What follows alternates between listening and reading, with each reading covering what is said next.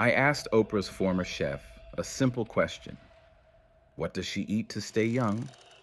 But the answer I got was anything but simple. What he told me wasn't just shocking, it was terrifying. Oprah's secret to eternal youth wasn't what she ate, but what she consumed in the darkness. And the truth? It's more sinister than you could ever imagine. I thought I knew food. I thought I understood the secret to good health. Fine ingredients, the right balance of nutrients, fresh produce.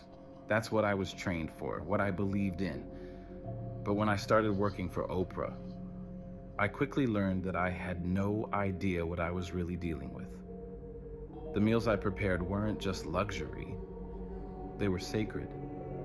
There was something more to her diet, something that didn't just nourish the body, but seemed to feed something else entirely.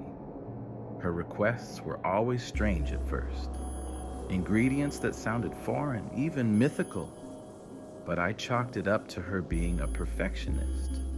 After all, she was Oprah. She could afford the best of everything. But then, as the list of special ingredients grew longer, something didn't feel right. It was almost as if the food wasn't meant to sustain her. It was meant to change her.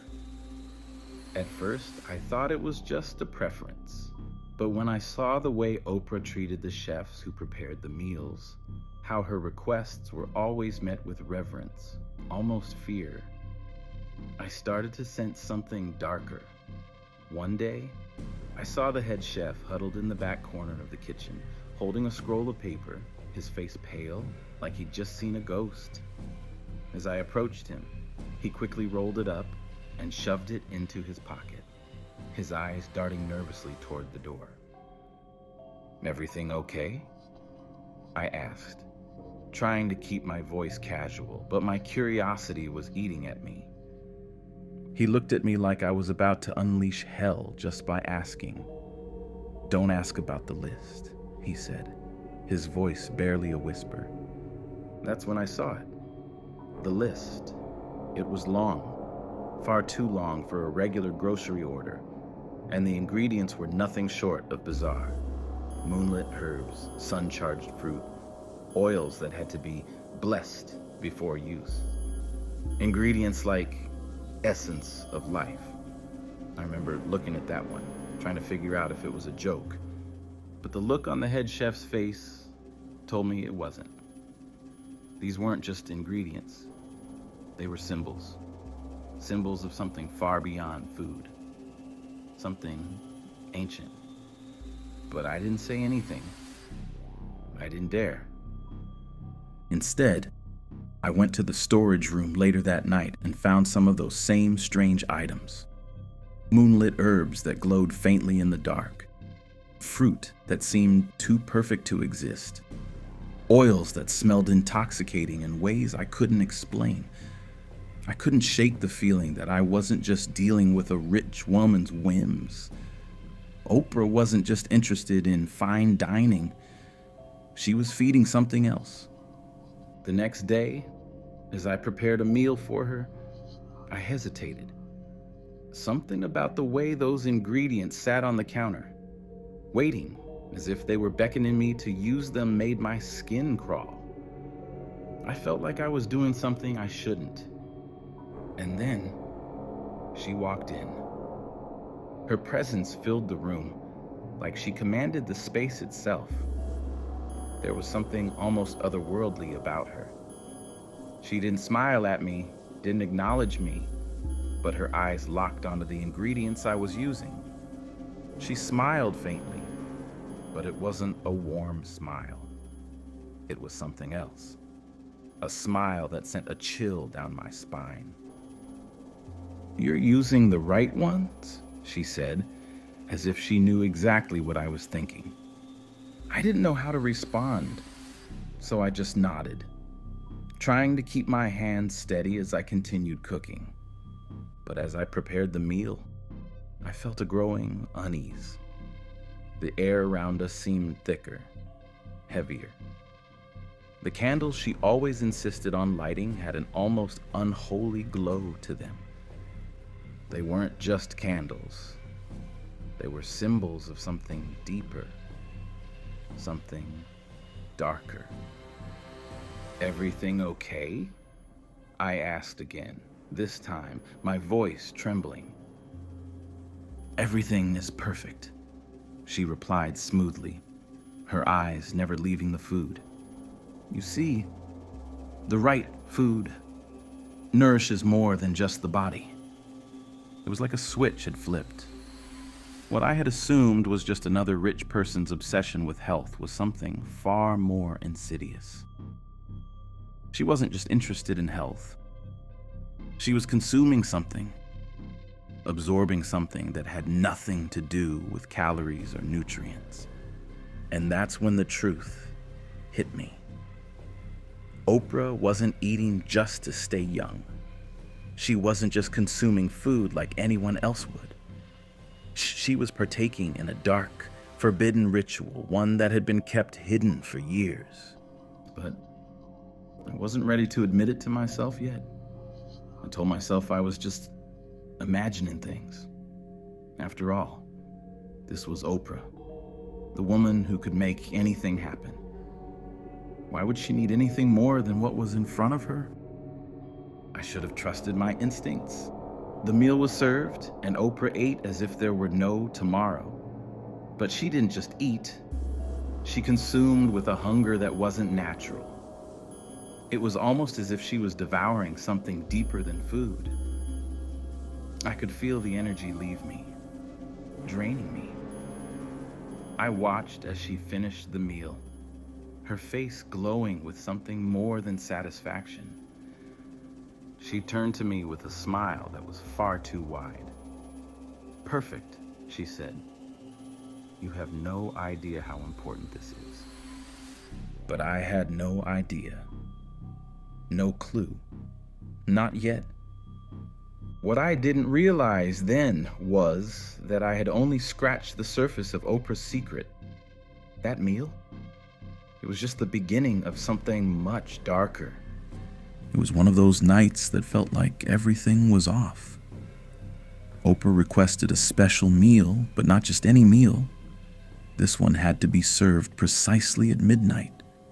Alone. No staff, no interruptions, just her, the meal, and whatever this was supposed to be. I was used to serving dinner at all hours, but something about this felt different.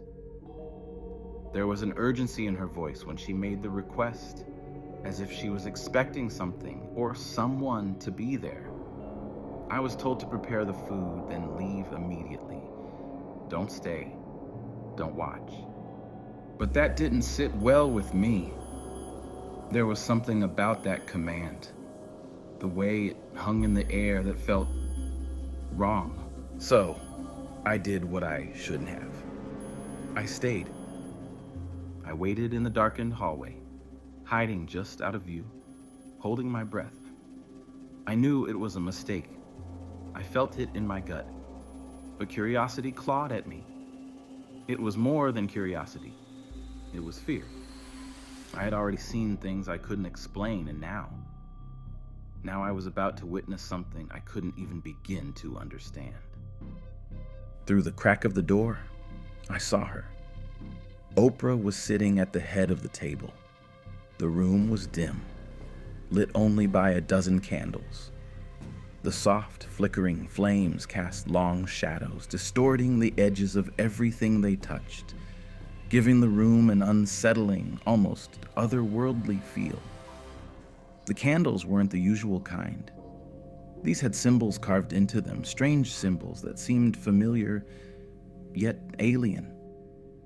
Like something I had seen in old books, hidden in the pages of forbidden texts. I couldn't take my eyes off her. Oprah was sitting there, perfectly still, her back straight. She wasn't eating. She wasn't doing anything at all except staring at the untouched plate in front of her. And that's when it hit me. She wasn't waiting for food. She was waiting for something else. I couldn't explain it, but I could feel it deep in my bones. The air in the room was thick, heavy, like the atmosphere itself was charged with something unnatural. There was no sound except for the flickering of the candles, no clink of silverware, no movement, just the sound of her breath. It was so quiet. It was as if the room was holding its breath, waiting for something to happen. Her gaze never left the plate. She was focused, like she was in a trance. Then softly, barely audible, I heard her begin to whisper. It wasn't a prayer. It wasn't anything that made sense. The language was foreign, unnatural. She muttered words that seemed ancient, like she was invoking something, someone, something that didn't belong in this world. My heart raced in my chest, a tight knot of panic and confusion. Every instinct told me to leave, to turn around, walk away, and forget everything I'd seen. But my feet were frozen. My eyes were glued to the scene unfolding before me. Oprah raised her hands slowly, palms open, hovering just above the plate. It was as if she was offering herself to the food, but I knew that wasn't it. She wasn't giving herself to the meal. She was taking something from it. It was like she was drawing energy from the air, from the food, from the very room itself. And I could feel it. I could feel it in my chest, in my stomach, in my skin. The candle flames wavered violently, like they were responding to her presence, to her words. I saw the shadows around her stretch and twist in impossible ways, elongating in unnatural directions. The room wasn't just changing, it was alive. And it wasn't just her presence that made it so. It was what she was doing. For a moment, I thought I could hear her speaking to someone. But when I looked, no one else was there. She was alone. But she wasn't alone. She was never alone. Something was with her. I couldn't see it, but I could feel it. It was inside her. A presence that had been there for far longer than any of us had known. I wanted to scream. I wanted to run, but I couldn't move. It was as if my body was paralyzed, locked in place by the sheer force of what was happening in that room. Then she stopped. The room went still. The flames returned to their normal height, flickering gently as they had before. The energy that had filled the room slowly dissipated, like a dark cloud that had finally lifted. Oprah lowered her hands, and her gaze shifted to the plate. It was as if nothing had happened, like she hadn't just summoned something ancient into the room. She stared down at the meal for a moment, and then, without a word, she began to eat. And I knew that this was not about food. This wasn't about sustaining the body. This was something far darker, a ritual, a sacrifice. But I wasn't sure what she was offering and what she was taking in return. It was then that I realized something I couldn't ignore. Oprah didn't just need food. She needed energy. She needed life. This wasn't a meal. This was a feeding. And she wasn't just eating. She was consuming something that shouldn't be consumed.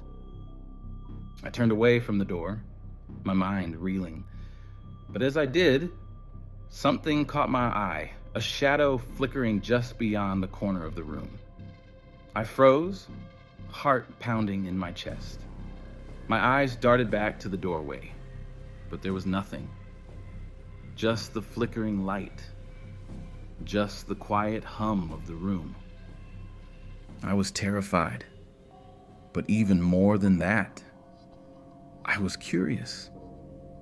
What had I just witnessed? What was Oprah really doing? I couldn't stop thinking about it. But what I didn't know was that this wasn't just a one-time ritual. It was part of something bigger, something deeper, something that had been going on for far longer than I'd ever imagined. There was another chef who had worked for Oprah before me, and I knew nothing about him, at least not at first. The staff spoke of him in whispers, a name that was never said aloud. I never saw him, never met him, but a shadow hung over the kitchen. And when I asked about him, the room would grow cold. People's faces would tighten, their lips pressed in uneasy silence. I didn't get it. Why was everyone so frightened?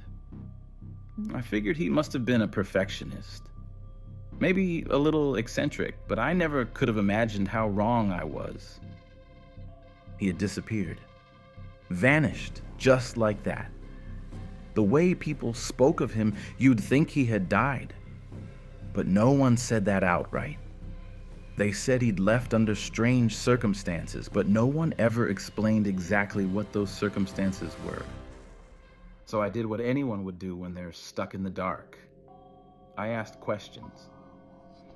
And the more I asked, the more I realized I wasn't supposed to know anything about this man. The silence was deafening. I wasn't prepared for the answer that came next. One night, a few weeks into my own tenure as Oprah's chef, I walked into a local restaurant. I was alone, having just finished a long shift. And there, sitting at the bar, was him, the former chef. At first, I didn't recognize him. He was older than I expected, and his once sharp features were now hollow. His eyes were sunken in his face, his skin pale and ashen, like he hadn't slept in years. There was something off about him, something that didn't belong. He looked haunted, but when he saw me, it was like something clicked in his mind. His face froze, and for a moment, I wasn't sure if he was going to say anything at all. And then, he stood up. "You're the new chef," he said, his voice shaky. It wasn't the voice of the confident professional he was supposed to be. It was the voice of a man who had been shattered, who had seen something that he couldn't forget. I nodded, cautiously, my heart beginning to race. I didn't know what to expect, but I knew this wasn't just a casual meeting. "I left," he said, his words slow and deliberate. "You're about to find out why." His words hung in the air between us like a dark cloud. I tried to ask him what he meant, but he raised his hand, silencing me. "Do you know what you're really getting into?" he asked, his voice low, almost a whisper. "She's not who you think she is." There it was again, that phrase. I didn't understand it then, but I would soon. He wasn't just talking about Oprah being a difficult celebrity. He was talking about something darker, something that had nothing to do with food and everything to do with power. His eyes darted around the room as if he was afraid someone would hear. He leaned in close, lowering his voice. "Don't trust the ingredients," he said. "Don't trust the recipes. And whatever you do, don't ask about the rituals." He stood up abruptly, his chair scraping loudly against the floor. He looked around one last time, as if searching for something or someone, before he turned and walked out of the restaurant, disappearing into the night like a shadow that had never really been there. But those words stuck with me. "She's not who you think she is." That sentence echoed in my mind long after he was gone. It wasn't just a warning, it was a warning of what was to come. And what was coming was something I wasn't ready for. Days passed, but his words never left me. The way he looked at me, like I was walking into a trap without even knowing it. The way he spoke about the ingredients, the rituals. It was as if he had witnessed something that had broken him. I couldn't ignore it anymore. I had to know what he was talking about. What was Oprah really doing in that kitchen? What was she really consuming? And why did the previous chef look like he had been marked by something that couldn't be erased? The more I thought about it, the more I realized I had been seeing the signs all along. The strange ingredients, the late night meals, the eerie, almost ritualistic atmosphere in the kitchen. And Oprah, her eyes, the way she moved, the way she spoke. It wasn't just her beauty that kept her ageless. It wasn't just food. There was something else at play. The former chef had said it, and I couldn't unhear it now. Oprah wasn't just feeding her body. She was feeding something else. Something much darker. But what was it? What did it all mean? The tension in the air was suffocating. I wasn't just working for a celebrity. I was working for someone who was part of something far bigger, something ancient. Oprah wasn't just living off her wealth and fame. She was living off something much more sinister. And I was trapped in it now. I had seen too much. The former chef's warning echoed in my head. Don't ask about the rituals. But I had to know. I had to understand what was really going on. It was too late. I couldn't walk away. I was already part of it, and I had no idea just how deep I was about to go. But I was wrong to think I had already seen the worst. Because what I didn't know was that the rituals weren't just about food. They were about life and the cost. It was far worse than I could ever imagine. At first, I thought I was just paranoid. The odd ingredients, the strange rituals, the late night meals, it all seemed too much to be a coincidence, but after my encounter with the former chef, I couldn't ignore it anymore. I needed to know the truth. What was Oprah really eating? What was she really consuming? I began to dig deeper. The more I looked, the more I found. But the deeper I dug, the more I realized I was uncovering something that had been buried for years. Something that shouldn't have been unearthed. The first time I saw it, I didn't know what to think. It was late, and I was going through some old storage cabinets in the back of the kitchen. I was looking for extra herbs when I found a box. A small, nondescript wooden box hidden behind several crates of spices. It was locked, but there was a key in the drawer above it. My heart started racing as I slid the key into the lock. What was inside? What was Oprah hiding? When I opened it, the first thing I saw was a jar. But it wasn't just any jar. It was a dark, opaque glass jar, sealed tight. I had never seen anything like it before. The label on it was faded, almost as if it had been intentionally worn down. All it said was, "Essence of life." My hands trembled as I picked it up. There was something in the air around the jar. A heaviness, like the very atmosphere in the room had thickened. The hairs on the back of my neck stood up, and for a moment, I felt like I couldn't breathe. I wasn't sure what I was expecting, but I wasn't expecting what came next. I opened the jar, and the scent that hit me was overwhelming. It wasn't sweet. It wasn't foul. It was unnatural. It was alive.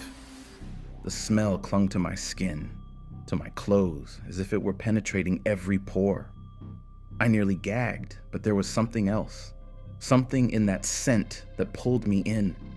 I wanted to look away. I wanted to throw the jar out, burn it, destroy it. But instead, I felt like I was drawn to it, like it was calling to me. I closed the jar quickly, my heart pounding in my chest. I needed to get rid of it, but part of me, something dark and twisted, wanted to know more. I couldn't understand it. I couldn't explain it, but I had to know what was inside that jar. That night, I couldn't sleep. Every time I closed my eyes, I saw it, the jar. I couldn't shake the feeling that whatever was in it wasn't just some strange ingredient for a meal. It was something else, something far darker than I was ready to admit. The next day, I found out I wasn't the only one who had noticed something strange. One of the other chefs, a woman named Emily, pulled me aside in the hallway. She looked around nervously, as if she were afraid someone might hear. "You saw it, didn't you?" she whispered, her voice shaky. I didn't say anything at first. I didn't know what to say. How could I explain that I'd found the essence of life in a jar in the back of the kitchen? But before I could answer, she spoke again. "You can't touch it," she said, her voice trembling. "You don't ever touch it. You don't even look at it." I felt a chill run through me. "What is it?" I asked, my voice barely above a whisper. She didn't answer right away. She just shook her head, eyes wide, looking over her shoulder as if she were afraid someone was listening. "It's not food," she said, her voice barely audible. "It's something else. You don't know what you've gotten yourself into." I stared at her, confused. What was she talking about? What was in that jar? Why was she so afraid? "You don't understand," she continued, her voice shaking with fear. "It's not just about the food. It's what happens after you eat it, after she eats it." I didn't understand, but I knew one thing for sure. I had to know the truth. What was Oprah really doing? What was the purpose of all these strange ingredients? That night, I stayed late in the kitchen. I was alone, but I couldn't stop thinking about the jar. I had to see it again. I had to understand.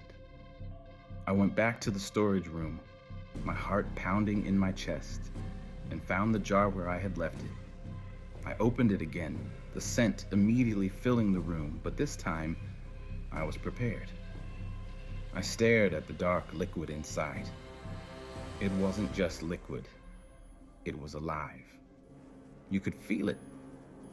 There was something pulsing inside it, something that moved beneath the surface. And that's when I understood. This wasn't food. It wasn't a spice. It wasn't anything you could put on a plate and eat. This was something ancient, something sacred, something that could keep Oprah alive forever. I looked at the jar, my hand shaking. I had just uncovered a part of Oprah's secret, and I couldn't turn away from it. The essence of life wasn't just a food ingredient.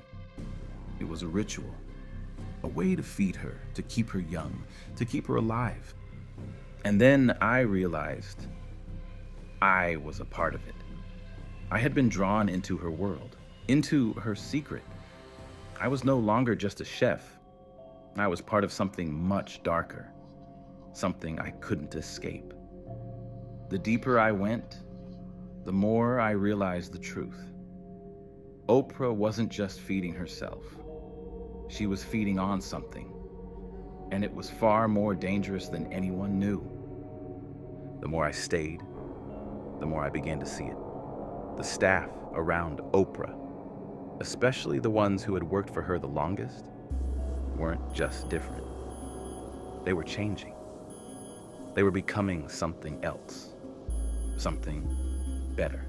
And at first, I thought it was just good health, good genetics. Maybe even the magic of being around one of the richest, most powerful women in the world. But it was more than that. I saw it first in Maria, the head housekeeper. Maria was in her 40s, but she had the glow of someone half her age. Her skin was flawless, almost unnaturally so, like she'd been airbrushed in real life. I'd watched her work for months, but something shifted in her over time. She had more energy, more life in her, and she moved with a grace that wasn't natural. It wasn't just the way she dressed or how she carried herself. It was in the way she was. One evening, I overheard a conversation between Maria and another staff member. They were whispering in the corner of the kitchen, thinking no one could hear them. But I heard every word. "Don't you feel it? Don't you feel it every time you walk into the house?" Maria asked, her voice barely above a whisper. "She's taking something from us." The other staff member, a younger woman named Jessica, hesitated. "You're just tired. Maybe it's stress. You're working too much." Maria shook her head, her eyes wide. "No, it's more than that. Every time I leave her presence, I feel weaker. I feel like something inside me is leaving." And in that moment, I realized something I couldn't deny anymore. Oprah wasn't just living off the energy of others. She was draining it. She was taking their life force, their youth, their vitality, and she was keeping it for herself. The agelessness, the glowing skin, the boundless energy. It wasn't magic. It was theft. The more I thought about it, the more I noticed it. Maria wasn't the only one. Every staff member who had been there the longest had this glow, this energy about them that was almost too perfect. Their skin, their hair, their eyes, they were all flawless. And I realized it wasn't just good health. It wasn't normal. They weren't just aging well. They were stopping time. But I wasn't the only one who noticed. It was becoming harder to ignore. Even the younger staff, who had just started working for Oprah, were beginning to change. Their energy was always high, their moods always perfect. It was like something was filling them up, making them shine brighter, live longer, be more alive than they had ever been before. One night, I caught Jessica in the hallway, her face pale, looking like she hadn't slept in days. I asked if everything was okay, but she just nodded and smiled. Her eyes were wide, but her smile was too perfect. There was something in the way she looked at me that made me uneasy. "Are you feeling okay?" I asked again, trying to get a response. She paused for a moment and her smile faded. "I'm fine," she said, but there was a tremble in her voice. "You just get used to it, you know?" "Used to what?" "The feeling, the energy. It's all around us." She spoke with a calmness that was almost unnerving. "You'll feel it soon. You can't escape it. No one can." And it hit me like a freight train. The energy they were talking about wasn't some mystical force. It wasn't good vibes or healthy living. It was something else. Oprah wasn't just keeping people around her. She was feeding off them, slowly draining their life force, their essence. She wasn't just surrounding herself with the best people. She was taking their youth, their energy, and using it to fuel her own. Maria's words kept echoing in my mind. She's taken something from us. And I couldn't ignore it any longer. Oprah wasn't the person I had once thought she was. She wasn't just a businesswoman or a celebrity. She was a predator. A predator feeding off the lives of those around her to stay ageless, to stay powerful, to stay eternal. But it didn't stop there. It wasn't just about taking energy. Oprah's obsession with staying young was about control. She was taking not just their vitality, but their power. She was turning her staff into mere vessels for her to feed off, to replenish herself, to keep her glowing, youthful appearance.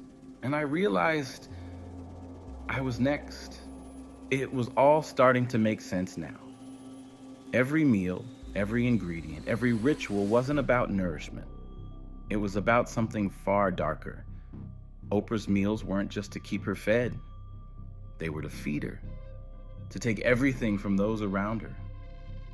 She wasn't just living off the wealth and fame. She was living off the people around her, draining them without them even realizing it. I saw the truth in their faces. Those who had worked for her the longest. They didn't just glow. They wilted when she wasn't around. They had nothing left when they left her presence. It was like they were walking on empty, but I couldn't stop it. I couldn't stop what was happening to them, what was happening to me. And the worst part was that I had become part of it. I had seen it all, and now I couldn't leave. I couldn't escape, because once you know the truth, there's no going back. Oprah's power wasn't just her wealth. It was her ability to take, to consume, and I was now part of the cycle. But I wasn't just a witness anymore. I was part of her world, part of her feeding cycle, and soon I would realize there was no escape from what I had gotten into. I thought I had seen it all. But what I discovered that night was something I could never have prepared myself for. Oprah wasn't just feeding herself. She wasn't just eating strange foods and calling it a diet number. What I found in her private office was far darker. It was a secret she'd kept hidden for years, and it was a secret that I would never be able to forget. I had heard rumors about her private recipe book, a collection of her most prized culinary secrets. But I never imagined what I would find inside. I wasn't supposed to know about it. I wasn't supposed to even look at it. But one night, after everyone else had gone home, I couldn't resist. I knew it was wrong. I knew it was dangerous. But I didn't care. I had to know. I walked into her office, the room dimly lit by a few scattered lamps. It felt wrong to even be in there, like I was intruding into something that wasn't meant for me. The air was heavy, thick with the scent of something sweet, something unsettling. I walked over to the desk, my heart pounding in my chest, and there it was, the recipe book. It was bound in black leather, worn at the edges as if it had been passed down through generations. I hesitated, fingers trembling as I reached for it. But I didn't stop. I couldn't. Not now. Not when I was so close to the truth. I opened the book slowly, careful not to damage the fragile pages. At first I thought I was looking at normal recipes, dishes made with rare spices, exotic fruits, and herbs. But as I turned the pages, I saw something that made my stomach turn. The recipes weren't for food. They were for rituals. Dark rituals that went beyond any culinary technique I had ever known. Each page was filled with instructions for ceremonies that involved ingredients I couldn't even begin to comprehend. Ingredients that couldn't be found in any grocery store. Ingredients that had no place in any kitchen. The recipes weren't designed to nourish the body. They were designed to feed the soul, to absorb energy, to steal life force, to keep her young. One recipe stood out among the rest. It was titled The Eternal Feast. The ingredients listed were impossible. The first one was a rare herb, one that bloomed only under a full moon. The second was the blood of a rare animal, an animal that hadn't existed in centuries. The third was a substance known only as essence of life. And the final ingredient? It was human, a piece of the soul. I stared at the page, my mind racing. This wasn't food. This wasn't cooking. It was something else entirely. Something ancient. Something horrifying. Oprah wasn't just maintaining her beauty and youth with a special diet. She was stealing it from others. As I looked closer, I saw notes in the margins. Notes written in a hurried, frantic hand. They were instructions, warnings, and confessions. The notes spoke of the price of immortality. They warned of the cost of keeping one's beauty and power. They spoke of lives that had been drained, of souls that had been harvested, of people who had been used up and left behind, their bodies left as husks, their energy gone. My hands shook as I flipped through the pages. I couldn't believe what I was seeing. Oprah hadn't just built an empire. She hadn't just become a media mogul. She had built an altar, and we, her staff, her closest allies, were the offerings. It wasn't just about the food. It was about control. It was about taking everything from the people around her, feeding off their energy, their vitality, their very life force. And in exchange, she gave them the illusion of power, the illusion of beauty, the illusion of youth. I felt like I was drowning in it, drowning in the truth of what I had just discovered. I had seen it before, in the way the staff glowed with endless energy, in the way they seemed to never age. But now, it was all too clear. Oprah wasn't just a woman. She was a vampire, a predator feeding on the souls of those who worked for her. I had uncovered the forbidden recipe, but knowing it wasn't enough. I had to stop it. I had to escape, but as I closed the book, I realized something terrifying. I was already part of it. I was already marked. I had seen too much. I had learned too much. And once you know the truth, there's no turning back. As I left her office, I could feel the weight of it pressing down on me. The weight of the knowledge I had just uncovered. I wasn't just a chef anymore. I wasn't just working for a celebrity. I was part of something much darker. Something that would haunt me for the rest of my life. I tried to push the thoughts from my mind, tried to tell myself that I was imagining things. But deep down, I knew better.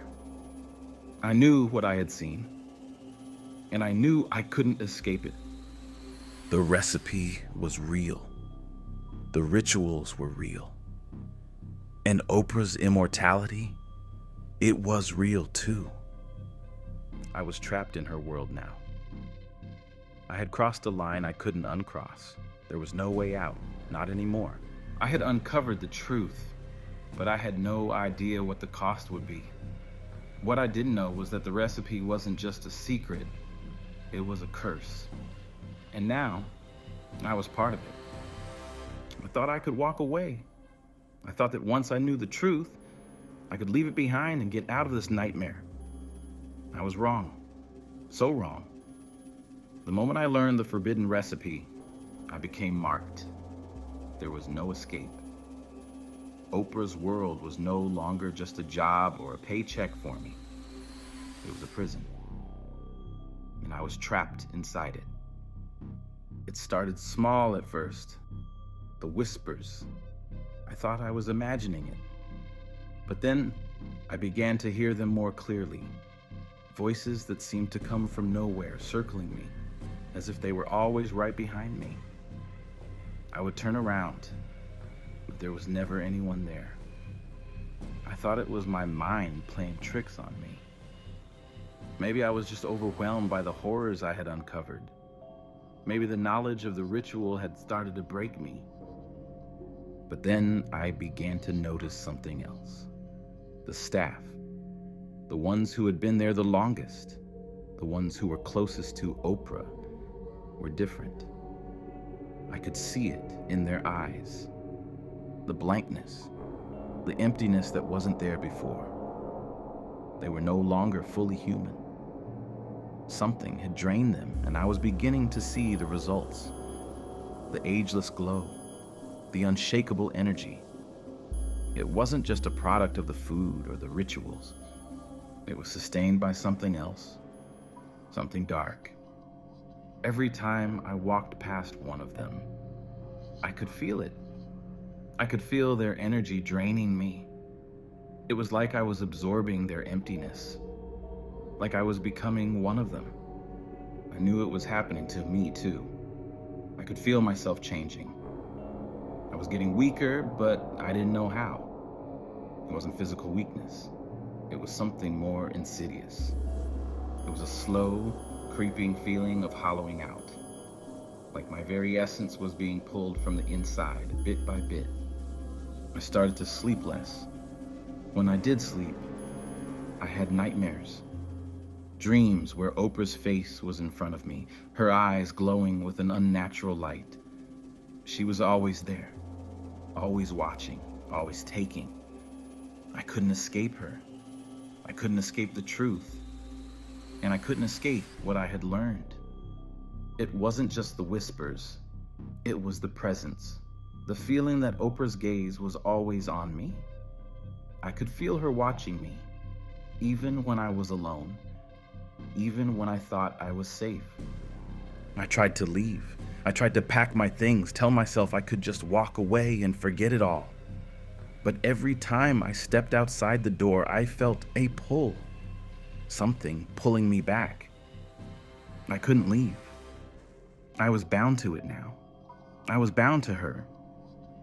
And the more I fought it, the more I realized there was no escape. I tried to confront her. I thought if I confronted her, if I made her tell me the truth, I could break free. But when I finally stood face to face with Oprah, I saw something in her eyes that I couldn't explain. It wasn't just power. It wasn't just confidence. It was something darker, something ancient. "You shouldn't have looked," she said, her voice smooth, almost pitying. "Once you know the truth, there's no going back." She wasn't angry. She wasn't threatened. She was calm, like she had all the time in the world. And in that moment, I realized something horrifying. She had all the time in the world. She wasn't just immortal, she was eternal. Her smile never wavered. "You've seen it now. You've seen the secret. But it's not just a secret. It's a curse, and now it's yours too."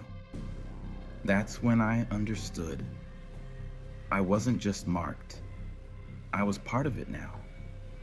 I was part of her world, part of the cycle. It wasn't just about feeding on energy. It wasn't just about draining life force. It was about control. Oprah controlled everything, everyone around her. She had to. It wasn't just about staying young. It was about maintaining power, absolute power. And I had become one of her subjects, one of her offerings. It wasn't long before I felt the full effects of what I had seen. Every day I felt weaker. I felt more empty. I wasn't just losing my energy, I was losing myself. I had learned too much. I had seen too much. And the truth had begun to take its toll. The whispers grew louder. The shadows in the corners of the room grew darker. Every time I closed my eyes, I could feel her presence looming over me, watching me, waiting. And then, one day, it happened. I was in the kitchen, prepping a meal, when I felt it. Something sharp, something cold, piercing through my chest. I gasped, clutching my heart, but there was nothing to explain it. No reason for it. But the pain didn't stop. It only grew worse. It was as if I was being torn apart from the inside. My energy, my life force was being taken. I tried to scream, but no sound came out. It was like my voice had been stolen too, and then I realized I wasn't the only one. I wasn't the first, and I wouldn't be the last. I had become a vessel. I had become one of the many sacrifices in Oprah's endless cycle of feeding, and there was no way out. No way to escape what I had already given. The truth was undeniable. The price of knowing was more than I could bear. The forbidden recipe had claimed me, and now it was too late to escape. I was a part of it, a part of Oprah's world, bound to it forever.